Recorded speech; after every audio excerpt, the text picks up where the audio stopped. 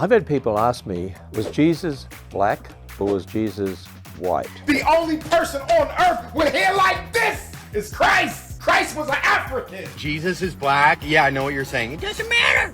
It matters, bro. And Jesus was not a white man like me, nor was he as black as some of you. So God's black. God is absolutely black. It's in the Bible. Who are you? It is I, Jesus. And here's what I would say. He was not black, but he was not white. In fact, technically, no one is black and no one is white. I've had people say to me, well, Adam and Eve, the first two people, were they black or white? They were not black, they were not white, because technically, as I said, no one is black and no one is white. You know, people just don't understand about skin color.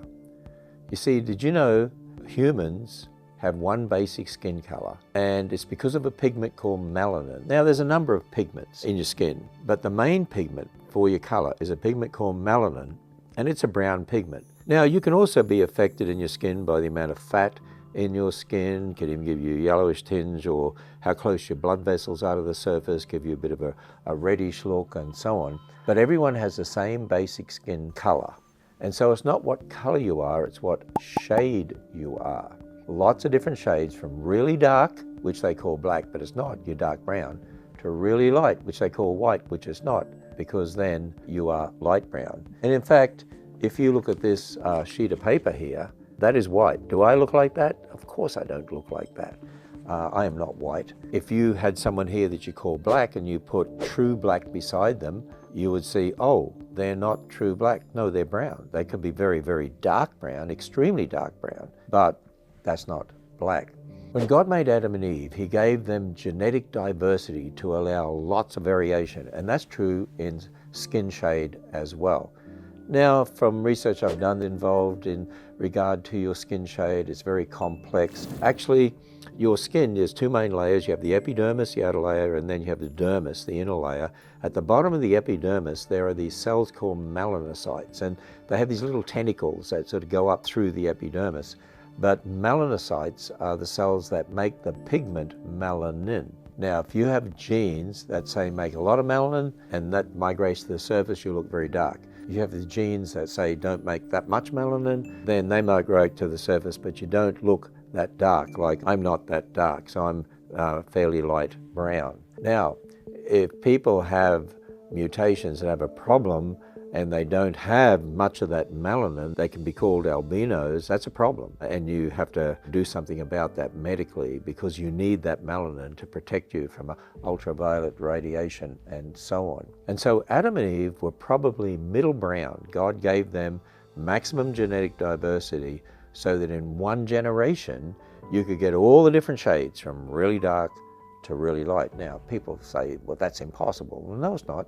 There are twins in the world today, many examples of twins that are dark and light. People would call them black and white twins. They're not black and white. They're dark brown and light brown. Many Hispanic families, for instance, in America, in California, Florida, you often see Hispanic families where they're more middle brownish for the parents, and you find children that are darker than the parents and children lighter than the parents. It's just that genetic variation because of the genes that they have. So, nobody is black, nobody is white, we're all the same color, we're different shades. And so when we say, oh, there's a group of colored people, that's everyone in the world is a group of colored people, because we all have the color. If we don't, as I said, you need to go do something about it. What we should be saying is, what shade is someone? Not what color they are, but what shade they are. You know, it's also a reminder that we're all one family, we're all related, we're all one race, we all go back to Adam and Eve, aren't they different races? Because of the event of the Tower of Babel, when God gave different languages, that causes people to move away from each other. In fact, Genesis 10 lists 70 different families with their languages that moved away from each other, probably 70 different languages to start with. And as they moved away from each other, isolated from each other, depends on who marries who and so on, and depends on how isolated they are, who they mix with, as to what characteristics on the outside become the dominant ones in that particular group.